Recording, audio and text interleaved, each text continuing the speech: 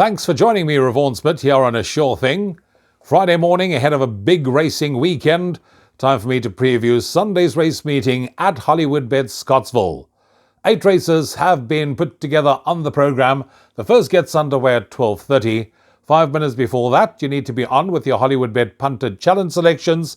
Make sure you take the bets up, put yourself in line for that big cash incentive. There's a couple of people that have come very close this past week. So, could it be you this weekend? Wish you the best of luck. Hope you find all 8 winners on this program, and let's see if we can assist you in some shape or form.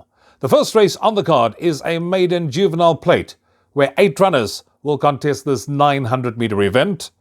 And unless there are one of these first-timers back home that is chasing pigeons, because we don't know the well-being of all these horses, nor do we have any form to go on, other than number 5, Hold the Key, who was favourite when first stepping out onto the track, finished second on debut, got beaten by its stable companion, and now stable jockey Tristan Godden is in the irons for Mike Miller. 5, Hold the Key, I think will take a power of beating with any of the first-timers to run second, third or fourth, unless we maybe see something in the ring that might catch our attention.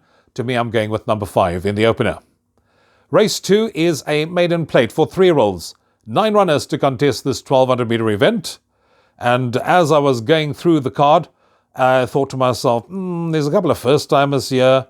1 or 2 that's had 1 run under the belt. But then I got to number 7, Pave with Gold, and thought to myself, this is definitely my kind of runner. Despite being slow and green, did kick on nicely to finish second last time out, show the improvement from first run to second run. The form line of that last start has been frank, so to me, they all have to beat number 7, Paved with Gold on form, so I'm going with that one to win it, ahead of 1, Agrado, who also had a run under the belt, and we can expect improvement from that one, with number 8, Prince of Fire. I'm going with that one for third, another one who's had a run under the belt. A natural improvement can be expected. The form line of that one, incidentally, has also been franked, so that one gets the nod for third, ahead of number 2, Ragnar the King, who has the tendency of being slow away, but is getting closer with each and every start. So 7 from 1, 8 and 2 in race number 2. Race 3 is a maiden plate where 9 runners will contest this 1,200-metre event. And when I was going through this, I again thought to myself, a few first-timers, a few of them with runs under the belt, so where do we go? We go with the ones that are showing the most natural improvement, and I'm giving number 4, Crystal Clear, the verdict to win it. That was good improvement shown from first to second run. Third time at the races, more improvement can be expected, so 4, Crystal Clear to win it. Ahead of 1, Katavar, who's got a 4 claiming Appy on board. Good recent form, that one to run into the money. For third, I'm going with number 8, Real War, who drops back in trip. And for fourth, with number 5, My Boy Lollipop, who's back from a break. 4 from 1, 8 and 5 in race number 3. Race number 4 on the programme is a merit-rated 67 handicap, one for the girls over 1,950 metres. And when I got to number 1, I thought 62 kilos on the back, but then realised that apprentice Damien Pillay claims 4 kilos, and I said, yes, sir. That's going to be my first choice selection, because I went to go and have a look at that last run.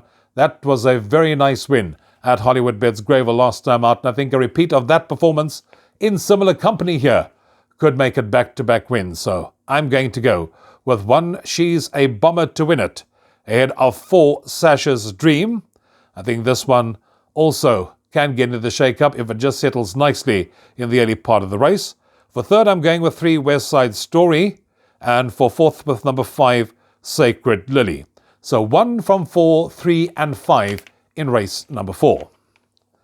Race 5 on the programme is a merit-rated 90 handicap to be run over 1,600 metres. And here we have a field of 12 runners who will face the start. And as I was going through the runners in this race, and I got sort of halfway through, number 6, Kitchakal, immediately I remembered Duncan Hulls gave us a few comments here in the winning form, and he says that Kitchakal, if finding best form, can give a good account of himself. And to me, that's good enough comments for Kitchakal to get the verdict to win race number 5 on the programme, ahead of 2, Nocturnal Flight.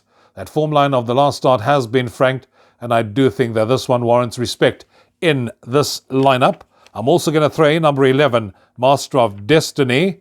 who's got decent recent form to its credit. And then Andre Nell's only runner on the program, number 12, Salukwe, going with that one for fourth. 6 from 2, 11 and 12. Moving on to race 6 on the program. And race 6 is a merit-rated 88 handicap, where 7 runners will contest this 1400-meter contest.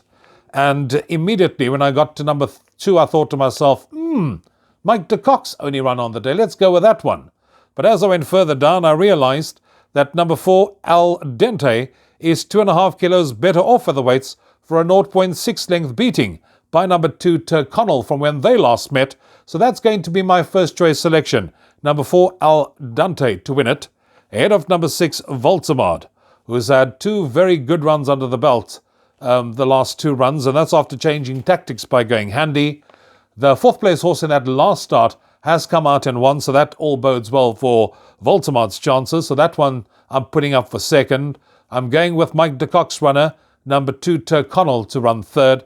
And for fourth, I'm going with number 3, Teriyaki. 4 from 6, 2 and 3.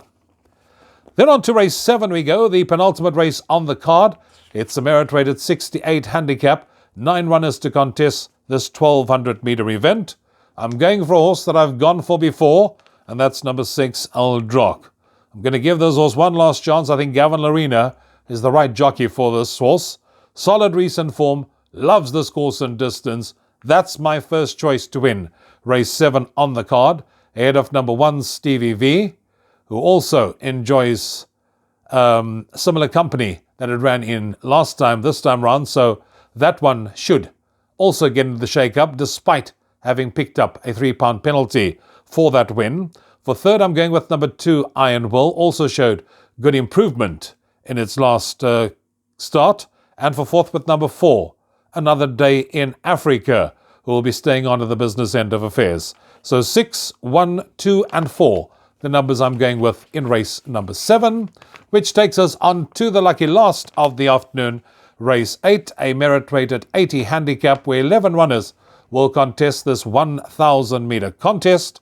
And here I'm looking no further than Rachel Venica and Michael Roberts to close off the day with number 4, Future Flow.